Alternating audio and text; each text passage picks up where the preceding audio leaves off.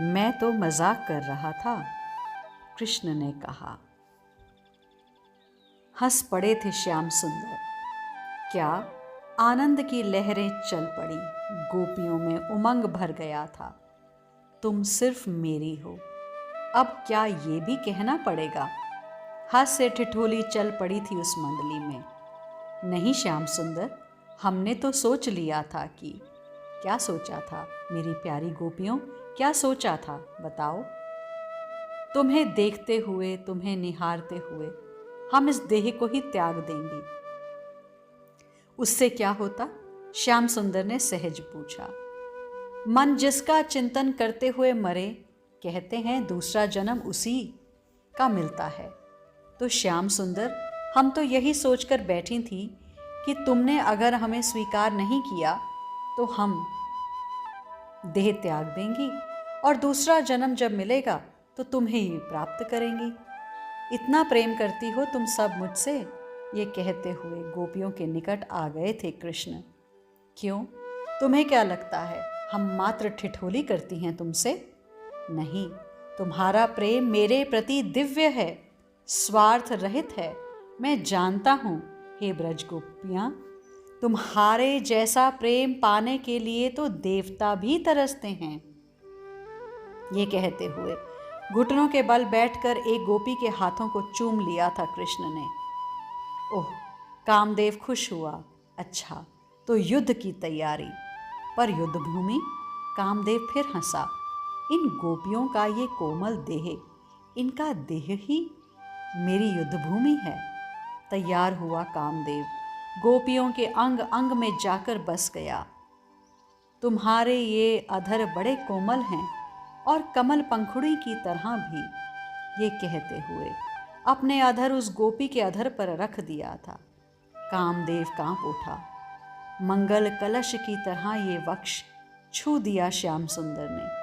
कामदेव चीख उठा, दंत से काट दिया। कर्ण में कुछ प्रेम भरी बतियां कह दी।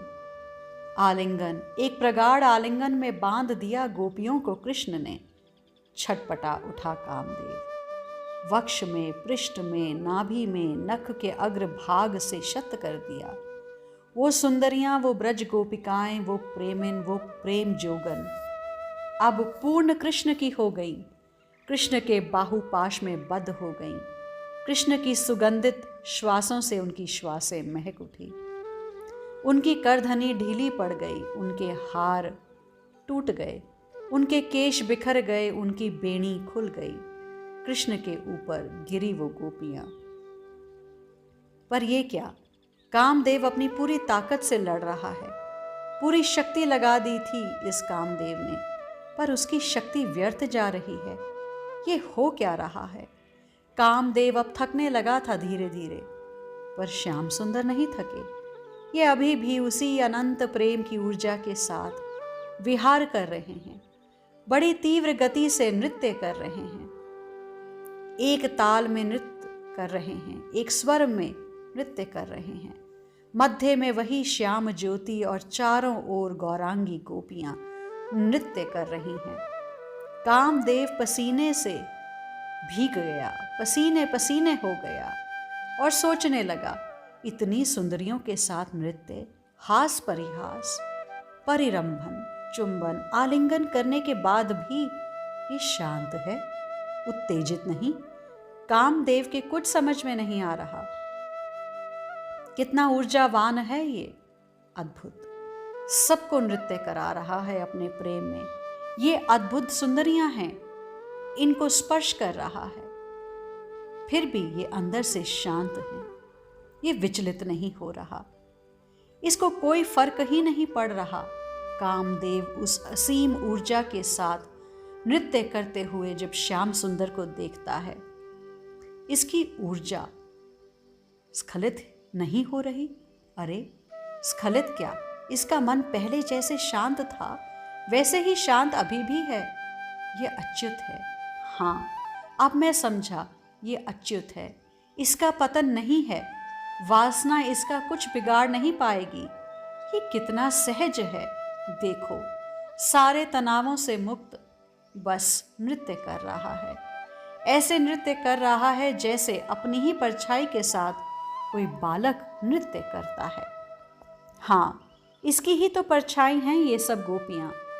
नहीं नहीं, गोपियां ही क्यों, हम सब भी तो इसी की परछाई हैं। कामदेव हार गया, थक गया। पूरी शक्ति लगा दी थी कृष्ण को पराजित करने के लिए, पर नहीं। कृष्ण तो अभी भी नृत्य कर रहे हैं, पर कामदेव थक गया। अब नहीं श्याम सुंदर, चिल्ला उठा कामदेव। मनमथ नाम है मेरा, क्योंकि दुनिया के लोगों के मन को मैं मथता हूं, पर मुझ मनमथ के मन को भी अपने वश में कर लिया। आपने मेरे मन को भी मथ दिया। मैं आपकी शरण में हूं, मुझे अपना बालक स्वीकार कीजिए। मैं हार गया आपसे। कामदेव चरणों में गिर गया कृष्ण के।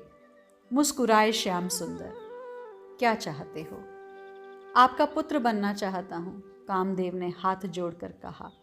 ठीक है, द्वारिका की लीला में तुम मेरे प्रथम पुत्र बनोगे, श्याम सुंदर ने वरदान दिया। पर रासलीला तो चलती ही रही और चलती रहेगी। हे वज्रनाभ, रासलीला में अब एक और विघ्न उत्पन्न हो रहा था। महर्षि शांडिल्य ने कहा। क्या विघ्न गुरुदेव? वज्रनाभ ने पूछा।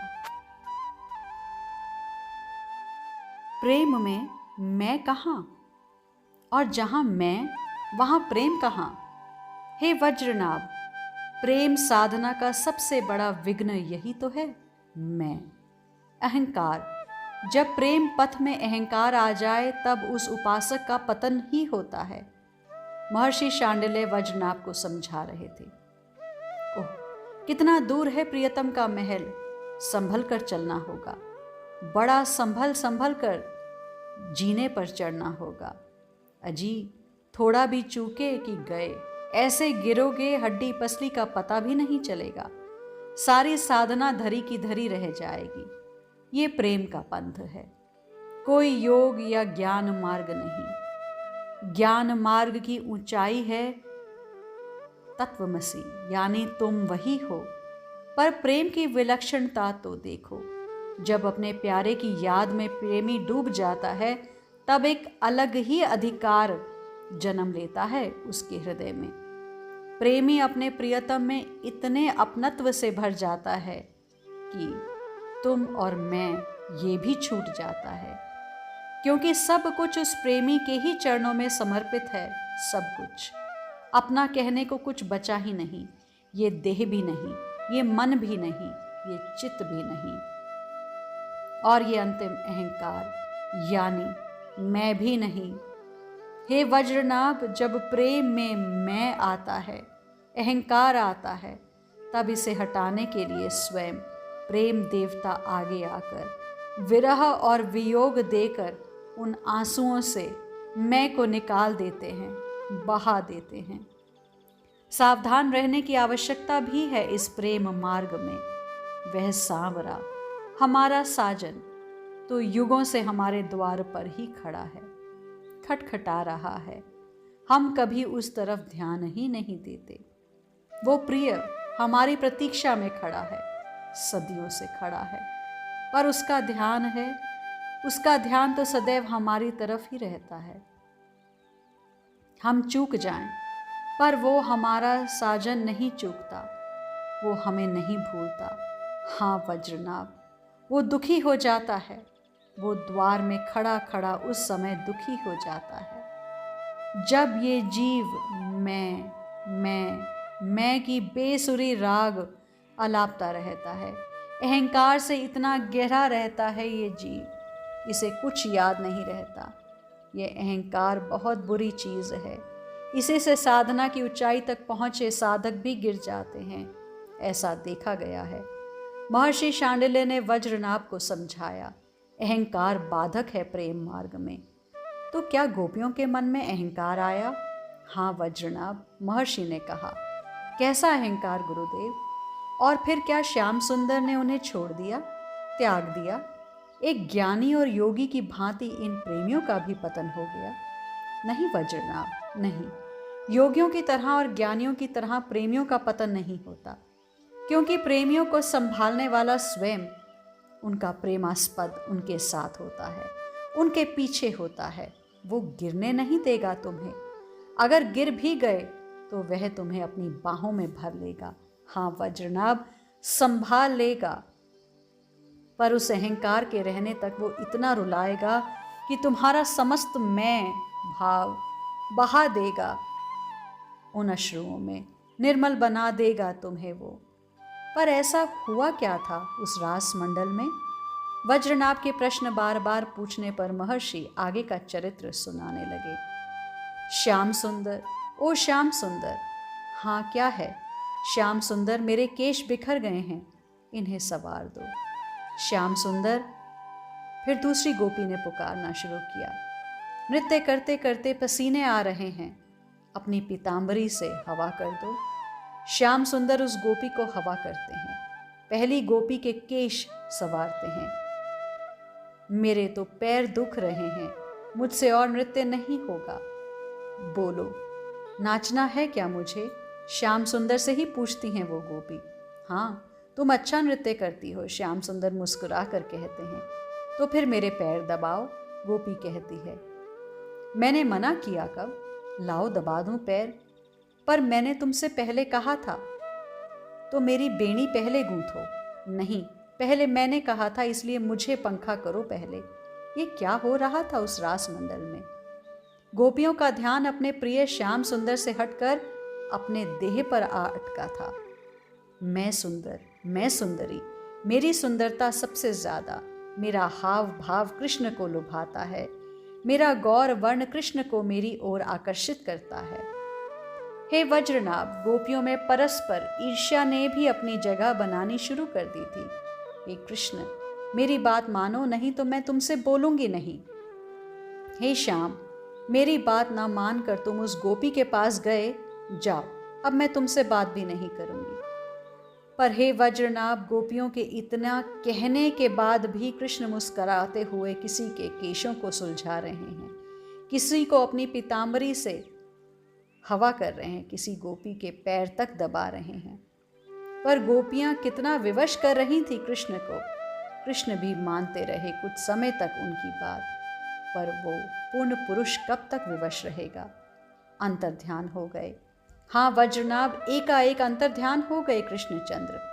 ओह, उन ब्रज कुमारियों ने सोचा भी नहीं था कि कृष्ण इस तरह उन्हें छोड़कर चले जाएंगे। आर्त क्रंदन गूंज उठा गोपियों का, विलाप कर उठी सब गोपियां। यमुना, वृक्ष, पक्षी सब इस आर्तनाद में साथ थे। हाय, हमारी जैसी अभागिन और कौन होगी? अहंकार किया हमने। श्याम सुंदर को अपनी बाहों में भरने के बाद भी हम देह भाव से चिपक गईं।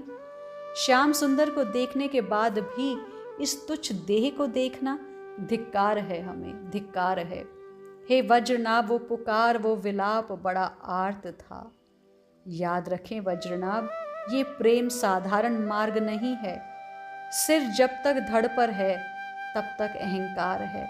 सिर काट कर चरणों में चढ़ाया जाता है प्रियतम के, तब महारास होता है। यानी अहंकार चढ़ाना पड़ता है।